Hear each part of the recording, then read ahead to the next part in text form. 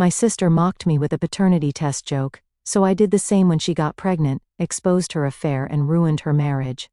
Okay, I need to vent because I feel like I'm about to lose it. My sister, Rachel, a 33-year-old female, has always been the family's troublemaker, but she took things to a whole new level last weekend. For context, I'm Elise, a 35-year-old female, married to Nate, a 38-year-old male, for 15 years. We've got 2 kids, Max, 5 months old, and Ella, 3 years old. Up until now, life had been relatively peaceful, but Rachel decided to turn my dad's 70th birthday into her personal circus. To give you a little backstory on Rachel, she's the type of person who can't stand not being the center of attention. If someone else is in the spotlight, she'll do whatever it takes to shift it back to her. Growing up, she was always the loud one, the dramatic one, the funny one. Except her humor usually came at someone else's expense. Somehow, she's managed to carry that energy into adulthood. So, Dad's birthday was supposed to be this big, happy celebration. Mom and I had been planning it for weeks, getting the food, decorations, and guest list just right. Rachel? She didn't help with a single thing. She didn't even please reply until the night before. Typical. The day of the party started off great. We had a mix of family and close friends there, and everyone was in a good mood. Max, my little chatterbox, was running around, telling anyone who would listen about his latest science project. He's obsessed with volcanoes right now, and spent about an hour explaining how he made a lava explosion at school. Even Dad, who usually isn't one for long conversations with kids, was totally entertained. Then, just as Dad was starting his speech to thank everyone for coming, Rachel waltzed in. And I mean waltzed. She was an hour late, but instead of sneaking in quietly, she made a grand entrance, heels clicking, oversized sunglasses perched on her head, and this dramatic scarf that looked like it belonged at a fashion show, not a backyard party. The whole vibe shifted. People stopped what they were doing to look at her, and Dad paused mid-sentence. Instead of apologizing for being late, she laughed and said, "Sorry, I got caught up. You know how it is." "No, Rachel, we don't." Once she was there, it felt like everything had to revolve around her. She started making comments about the decorations. Cute, but a little basic, don't you think? She critiqued the food. This salad could use more seasoning. She even made a joke about the music being something from the Stone Age. But the real drama started during dinner. Everyone was sitting around the table, enjoying the meal and chatting. Max, being his adorable self, continued telling everyone about this new book he's reading on dinosaurs. He was so animated and excited, and everyone was smiling and listening. Everyone except Rachel, of course. She was rolling her eyes and looking at her phone, clearly annoyed that the attention wasn't on her. And then she dropped the comment that ruined everything. Rachel leaned over to her husband Jake and said in this exaggerated whisper, but loud enough for the whole table to hear, "Isn't it funny how Max doesn't look like Nate? He kind of looks like Alex, doesn't he?" Alex is my ex-boyfriend from college. We dated for a few years, but it ended ages ago. Nate knows about Alex, of course. It's not some big secret. But for Rachel to bring him up like that, in front of everyone, it was so calculated. The table went silent. Nate froze, his fork hovering midair. I could feel my face getting hot, and I blurted out, "What's that supposed to mean, Rachel?" She shrugged, all fake innocence. "Oh, nothing, I was just joking. Don't be so serious." But the damage was done. Nate didn't say a word. He just stared at his plate, his jaw tight. My dad awkwardly tried to change the subject, and everyone else started murmuring to each other. Rachel, meanwhile, looked thrilled. The rest of the dinner was a blur. I couldn't even taste my food because I was so angry. Every time I glanced at Nate, he was quiet, his face blank, but I could tell he was stewing. And Rachel? She was laughing and chatting like nothing had happened. After dinner, I pulled her aside. "What is wrong with you?" I hissed. She looked at me like I was overreacting. "What? It was just a joke." "No, it wasn't," I snapped. "You know exactly what you were doing. Why would you say something like that in front of Nate, in front of everyone?" Rachel rolled her eyes. "Oh, please, if it's not true, why are you so defensive? You're acting like I accused you of something."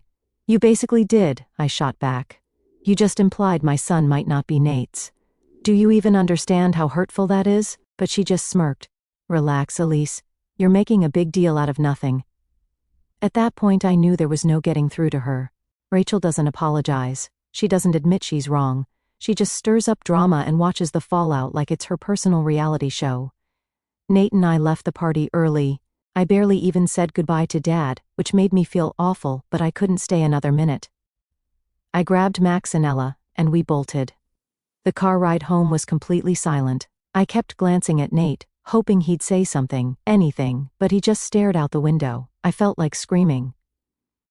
When we got home and put the kids to bed, I finally asked, "Do you believe her?" He didn't answer right away. Finally, he said, "Of course not. But if it's so ridiculous, why not just take a paternity test and prove her wrong?" I stared at him, my heart sinking. "Are you serious? You think I need to prove something that's not even true?" He shifted uncomfortably. "I trust you, Elise, but Rachel's sneaky. What if nothing?" I snapped. "You're supposed to trust me, not her." We went to bed without resolving anything. I couldn't sleep. I just lay there, staring at the ceiling, feeling like my world had shifted. Rachel had planted a seed of doubt, and I could feel it growing. The next morning, I woke up hoping the tension from last night would magically disappear, but, of course, it didn't.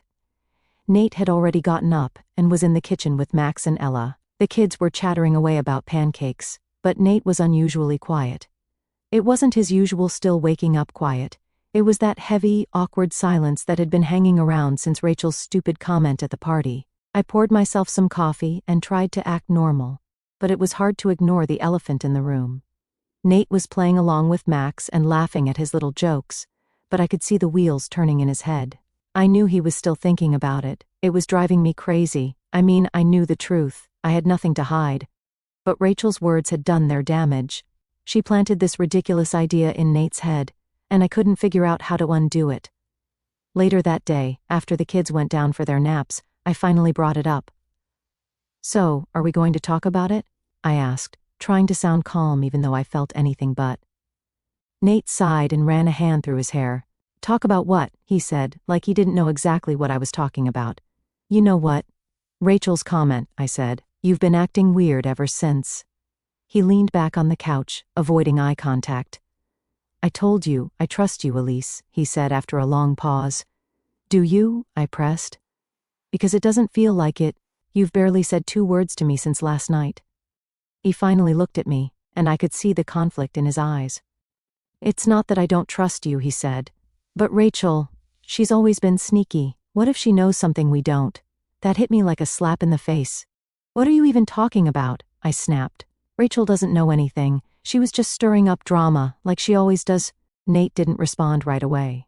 When he finally did, he said, "I just think, if it's not true, then why not take a test and put this to rest?" I couldn't believe what I was hearing. "Because I shouldn't have to prove anything to you," I said. "Max is your son, Nate. End of story. You either trust me or you don't." He didn't say anything, and that silence was louder than any argument we could have had. The rest of the day was tense. We tried to keep things normal for the kids, but it was clear something was off. Max, being the observant little kid he is, even asked me at one point, "Mommy, are you mad at Daddy?" I told him I wasn't, but the truth was, I was furious. By the end of the weekend, the tension was unbearable. Nate was still stuck in his head, and I hated it. Our marriage had always been solid, but Rachel's comment had shaken something loose, and I didn't know how to fix it. The worst part was, I couldn't stop thinking about it either, not because I believed there was any truth to what Rachel said, but because it felt so unfair. I hadn't done anything wrong, and yet here I was, stuck in this mess she created. It didn't help that Nate started acting distant. He wasn't outright accusing me of anything, but there was this weird tension between us that wouldn't go away.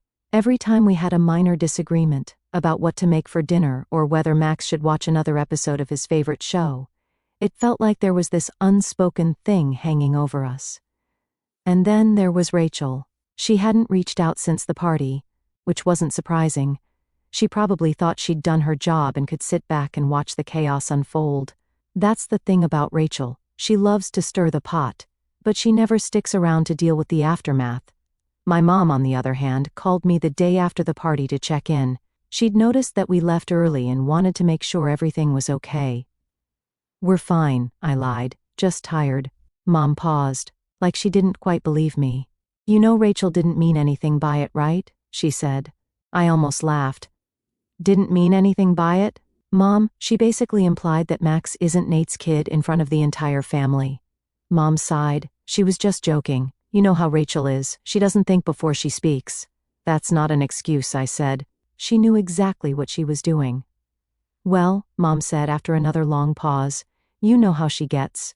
She probably just felt left out. Everyone was doting on Max, and she probably wanted some attention. I didn't have the energy to argue with her, so I just said, yeah, maybe, and ended the call. But inside, I was seething. Rachel didn't feel left out. She wasn't some innocent kid acting out for attention. She was a grown woman who deliberately tried to mess with my family, and she'd succeeded. The days that followed were tough. Nate and I weren't fighting outright, but there was this undercurrent of tension in everything we did. Every time I looked at him, I could tell he was still thinking about Rachel's comment, even if he wouldn't admit it. By the end of the week, I was at my breaking point. Something had to give, but I didn't know what. All I knew was that Rachel had planted a seed of doubt, and it was growing like a weed, threatening to choke everything Nate and I had built. I don't even know where to start with this part because, honestly, it still feels surreal. I never thought my marriage would come to this. The idea of taking a paternity test for Max, my son, our son, felt like such a slap in the face. But the tension at home was getting worse, and I didn't know what else to do. Nate wasn't outright accusing me of anything, but his behavior said it all. He started being distant, like emotionally checking out, and I hated it. It's not like he was cold or mean. He was still helping with the kids, still doing his usual routine, but there was this wall between us that I couldn't break down. And every time I tried to talk to him about it, it just made things worse. I told you, I trust you, he kept saying. But actions speak louder than words, and his actions screamed the opposite. I caught him staring at Max more than usual, like he was looking for some proof in his face. At one point, I found him flipping through old photo albums, looking at pictures from when Max was a baby. Do you think you'll find something in there that'll suddenly convince you he's your son? I snapped one day. Nate looked up at me, startled. Elise, I'm just looking at photos. Relax. Don't tell me to relax, I said, my voice shaking. You've been weird ever since Rachel opened her big mouth, and it's not fair. Not to me, and definitely not to Max. I'm not saying it's fair, Nate said, but it's not like I can just turn off my thoughts, okay? That was his excuse every time, that he couldn't help it, and maybe he couldn't, but it felt like he wasn't even trying. I was stuck in this nightmare where my husband, the man I'd trusted with my life for over a decade, was suddenly questioning my integrity. Meanwhile, Max was starting to pick up on the tension. He's a smart kid, and he knows when something's off. He started asking more questions, like, why does Daddy look so serious all the time? Or are you and Daddy mad at each other? I'd always reassure him, but it broke my heart. This wasn't his problem to deal with. He deserved a happy, loving home, not whatever this mess was. The breaking point came one night after another argument. It wasn't even a big fight. It started with something stupid, like what to eat for dinner, but it quickly spiraled into something bigger. I don't know how much longer I can live like this, I said finally, throwing up my hands. What do you want me to do? Nate asked, his voice rising for the first time. Just pretend Rachel never said anything? Pretend those doubts aren't there? Yes, I shouted. That's exactly what I want you to do, because those doubts are ridiculous, and they're hurting our family. Nate shook his head. You keep saying they're ridiculous, but if that's true, why not take the test? If it's all nonsense, what's the harm in proving it? I couldn't believe what I was hearing. The harm, Nate, is that you're making me prove something I shouldn't have to prove. Do you not understand how humiliating that is? How insulting. He didn't answer, just looked at me with that same conflicted expression I'd been seeing for days. And that's when I realized he wasn't going to let this go. No matter how much I argued, no matter how many times I told him he was wrong, he wouldn't be satisfied until he had proof. The next morning, I made the decision. It wasn't about Nate anymore, it was about Max. I couldn't let this tension fester any longer, not when it was starting to affect our kids. If taking the stupid test would bring peace back to our home, then fine, I'd do it. When I told Nate, he seemed relieved, which honestly hurt more than anything. He didn't apologize, didn't say he'd changed his mind, he just nodded and said, I think it's for the best. For the best? Yeah, sure. The process itself was straightforward. We went to a clinic where they swabbed Max's cheek, then Nate's, then mine. Max thought it was some kind of fun science experiment, which made me feel even worse. He had no idea what was really going on, and I prayed he'd never find out. The wait for the results was excruciating. It was only a few days, but it felt like an eternity. Every time I looked at Nate, I felt this wave of anger and sadness. How did we get here? How did my marriage, my family come to this point? When the results finally came in, I was the one who opened the envelope. Nate sat across from me, looking tense, while I unfolded the paper with shaking hands. And there it was, in black and white, a 99.9% match. Max was Nate's son, just like I'd always known. I handed the paper to Nate without a word. He read it, then looked up at me, his face full of guilt. "I'm sorry," he said quietly. "Sorry?" I said, my voice barely above a whisper. "You're sorry?" "I shouldn't have doubted you," he said. "I let Rachel get in my head, and I shouldn't have. I wanted to yell at him, to tell him exactly how much he'd hurt me, but I couldn't. I was too tired. The fight had drained me completely, and all I could do was sit there in silence. Over the next few days, Nate tried to make it up to me. He apologized again and again, saying he'd never let Rachel's words get to him again. But the damage was done. I couldn't look at him the same way. Not yet. Meanwhile, my mom called to check in, and I told her about the test. Her response? "Well, at least now Nate knows the truth." "The truth?" I snapped. "The truth hasn't changed, Mom. It was always the truth. The test didn't prove anything I didn't already know." Mom tried to backpedal, but it didn't matter. She didn't get it. No one did. Except maybe me. Rachel had done what she set out to do. She'd planted doubt in Nate's mind, and that doubt had nearly torn us apart. And Rachel? She still hadn't reached out. Not a single call, not a single text, nothing. I thought about confronting her, about telling her exactly how much damage she'd caused, but what was the point? Rachel doesn't care about anyone but herself. She'd probably just laugh it off and say it was just a joke. But it wasn't a joke. Not to me and not to Nate. I was still stewing over everything that happened with the paternity test when I decided I couldn't just let Rachel walk away from this unscathed. She'd almost destroyed my marriage and our family's peace with her disgusting joke.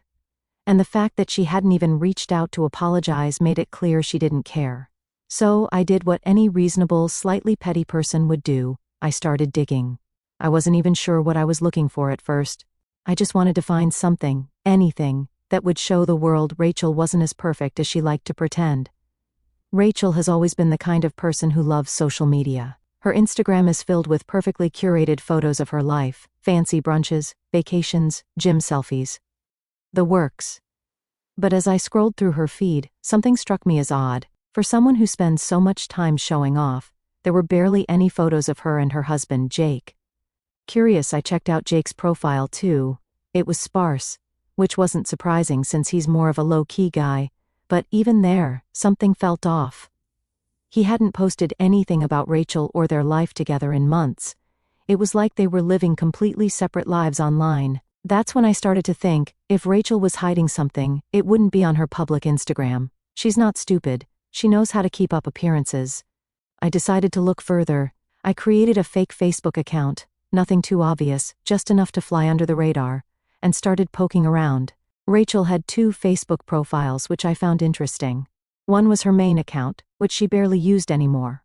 The other was an older account she'd apparently abandoned. I sent a friend request to her older account and was shocked when she accepted it within a few hours.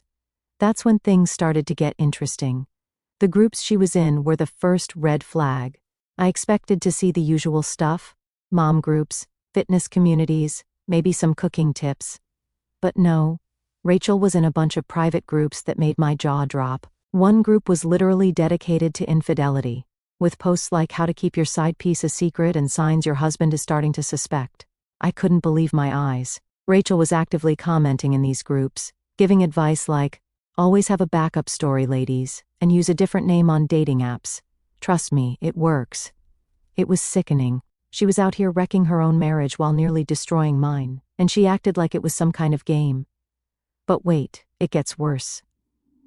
As I kept scrolling through her Facebook activity, I noticed a name that kept popping up. Brandon. He wasn't in her friend list, but he was in the same groups. and they were interacting a lot. I decided to dig deeper, and sure enough, Rachel was messaging Brandon privately. Rachel wasn't just cheating online, she had an OnlyFans account. I couldn't believe it when I first found it. At first I thought, this can't be Rachel, there's no way. But as I scrolled through her content, there was no denying it. It was her face, her voice, her everything. She was using a fake name, but it didn't take much detective work to connect the dots. Rachel wasn't just posting risque photos, she was doing full-on explicit content and charging people for private messages and custom videos. And guess who her biggest fan was? Brandon. I was floored.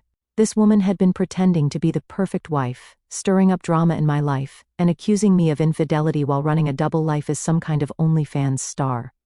At this point, I wasn't even sure what to do with all this information. Part of me wanted to send it all to Jake right away, but another part of me hesitated. I didn't want to destroy his world without being sure of my next move. Things got even messier when Rachel announced she was pregnant. She made this big deal about it on Instagram, posting a picture of her ultrasound with the caption, "Our little blessing is on the way." The timing couldn't have been worse. For one thing, Rachel and Jake had been trying for a baby for years with no luck. She used to complain about it all the time, saying it was unfair how easily other people got pregnant while she couldn't. So, when she finally announced she was expecting, everyone was thrilled, except me, because I knew the truth. I'd seen her messages to Brandon. I'd seen the videos, the photos, the comments.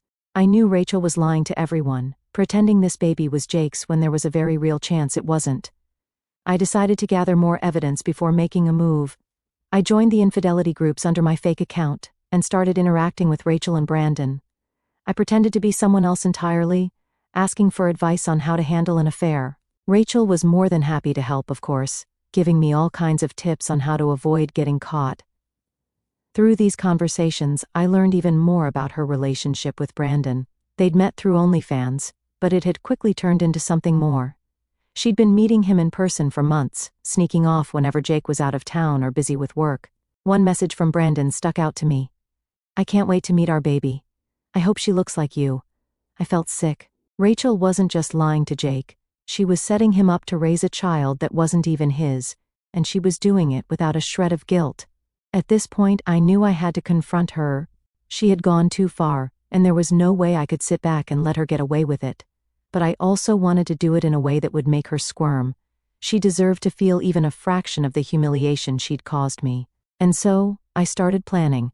When my mom told me she was throwing Rachel a gender reveal party, I almost choked on my coffee. A party for Rachel after all the crap she pulled? It felt like a slap in the face. But my mom, being my mom, was all about keeping the peace and treating everyone equally. "Elise," she said in her usual calming tone, "we threw a party for you when you were pregnant with Max.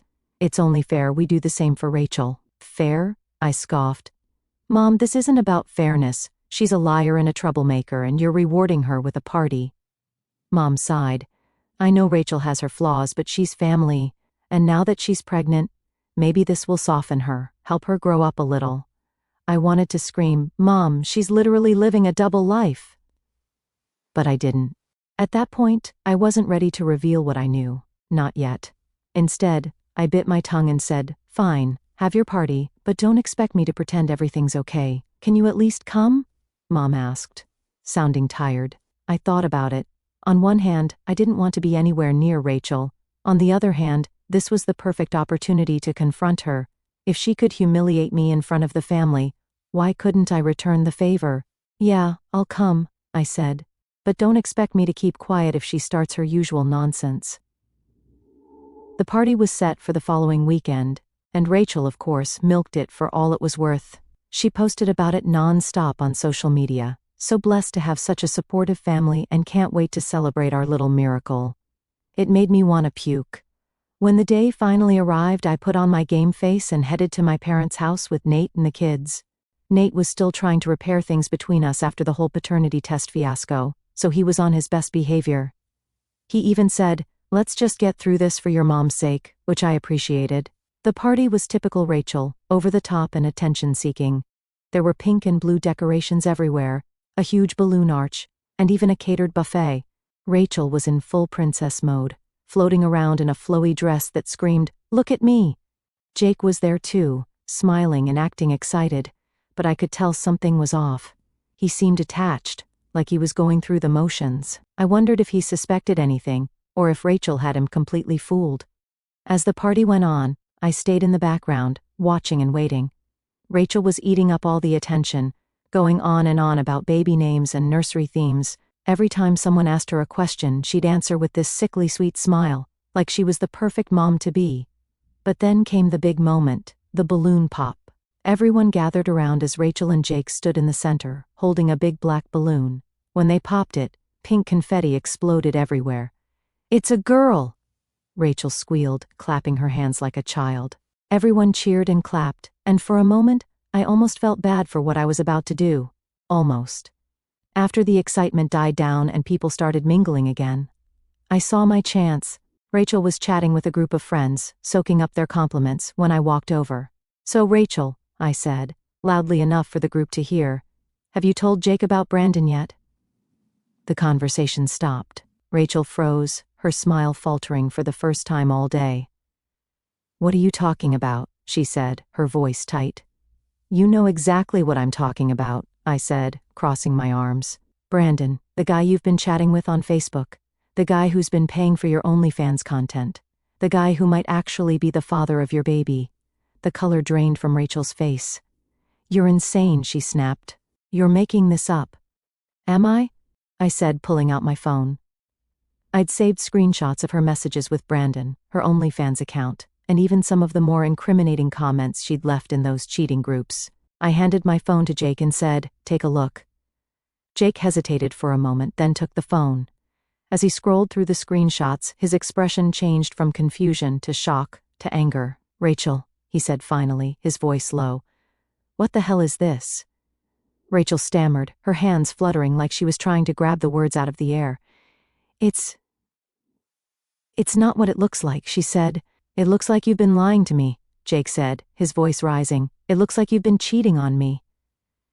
By now the entire party had gone silent. Everyone was watching, their faces a mix of curiosity and horror. Rachel, clearly panicking, turned on me. "You're such a jealous bitch," she spat. "You've been obsessed with ruining my life ever since the paternity test." I didn't flinch. "No, Rachel, you ruined your own life. I just exposed the truth." Jake threw the phone onto the nearest table, his face red with anger. "Is the baby even mine?" he demanded. "Of course she's yours," Rachel shouted, tears streaming down her face. "I would never—" "Then take a paternity test," Jake interrupted. "Prove it." Rachel's mouth opened and closed like a fish. She looked around the room, as if hoping someone would come to her rescue, but no one did. Not even our mom, who stood frozen in the corner, her hand over her mouth. "I don't need to prove anything to you," Rachel said finally, her voice shaking. Jake let out a bitter laugh. "That's what I thought." He turned and walked out, slamming the door behind him. Rachel collapsed onto a chair, sobbing, while the rest of us stood there in stunned silence. I expected my mom to start lecturing me about how I shouldn't have done this at the party. But she didn't. She just stared at Rachel, her expression a mix of disappointment and disbelief. After a few minutes, Nate walked over to me and said quietly, "Maybe we should go."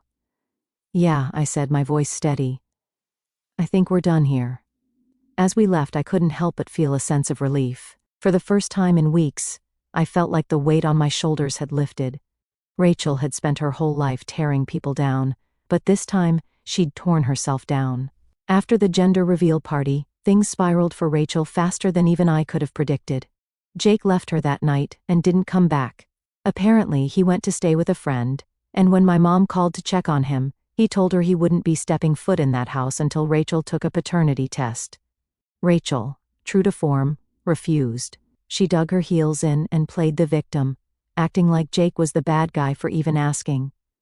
"How dare he doubt me," she said to my mom over the phone, sobbing loud enough for everyone in the room to hear her, but her refusal only seemed to make things worse. Jake wasn't an idiot. He'd seen the screenshots, read the messages.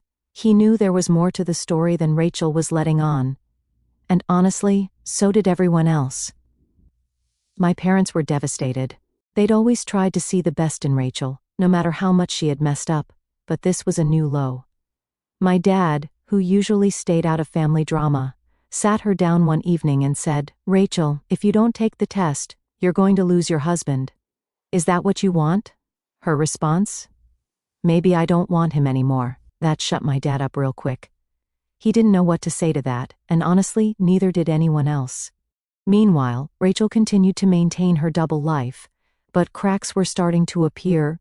People in our extended family had started whispering about the drama, and it didn't take long before her OnlyFans account came to light. I didn't have to say a word. Someone else found it and shared the link around. Rachel tried to deny it, of course. "It's not me," she said, even though her face was clearly visible in it. "Someone must have photoshopped this to make me look bad. No one bought it." Then came the ultimate twist. After Rachel gave birth, about a few months after the party, my mom called me the morning it happened, her voice shaky. "The baby's here," she said. "Okay," I replied cautiously. "She doesn't look like Jake," Mom said quietly. "Not even a little." I wasn't shocked by this news. I'd been waiting for this moment, knowing it would eventually come. Still, hearing it confirmed made my stomach drop a little. "What are you going to do?" I asked. Mom sighed. "I don't know. Rachel's refusing to admit anything, and Jake still won't talk to her. He says he's filing for divorce if she doesn't take the test." It didn't take long for Jake to follow through on his threat. A week after the baby was born, he officially filed for divorce. Rachel, predictably, blamed me for everything. "This is all your fault," she screamed over the phone one night. "If you hadn't meddled, none of this would have happened." "None of this would have happened if you hadn't lied," I shot back. "Maybe try taking some responsibility for once in your life." She hung up on me after that, which was fine by me, but Rachel wasn't done with her games. She started spreading rumors about me to anyone who would listen to her. According to her, I was a vindictive bitch who'd been jealous of her my whole life. She even tried to drag Nate into it, claiming he'd always had a thing for her and that's why I was so eager to take her down. It was laughable, honestly laughable. Nate couldn't stand Rachel and everyone knew it. Her attempts to smear me only made her look more desperate. The real nail in the coffin came when my mom overheard Rachel on a call on the phone with Brandon. She'd gone to Rachel's house to help with the baby, because my mom, bless her heart, still couldn't bring herself to completely give up on her, and she heard Rachel talking in another room. "She's beautiful, isn't she?" Rachel said. "I hope she looks more like you than me, though. I don't want anyone getting suspicious." My mom confronted her right then and there. "Rachel, is Brandon the father?" she asked, her voice shaking. Rachel denied it at first, but eventually she broke down. "Fine, yes, okay," she said. "Brandon's the father. Are you happy now?" My mom was heartbroken. She called me that night and told me everything, and for the first time in years I heard real anger in her voice. "She's ruined everything," Mom said. "Her marriage, her reputation, our family. I don't know anything about what to do anymore. She's not your responsibility," I told her. "Let her deal with the mess she's made." And that's exactly what happened. Jake finalized the divorce within months and cut all ties with Rachel. Brandon, predictably, wanted nothing to do with her or the baby. Rachel was left completely on her own.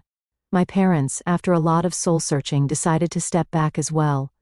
They helped her financially for a little while, but when it became clear that Rachel wasn't interested in changing, they finally let go. As for me, I've moved on. My marriage with Nate isn't perfect. It's hard to completely bounce back from something like this. But we're working on it. We've started going to couples therapy, and I feel like we're finally rebuilding the trust that Rachel tried so hard to destroy. Rachel, on the other hand, is a cautionary tale. She spent so much time tearing other people down that she didn't realize she was destroying herself in the process. Now she's alone, struggling to raise a child on her own, with no one left to blame but herself, and honestly, that's exactly what she deserves.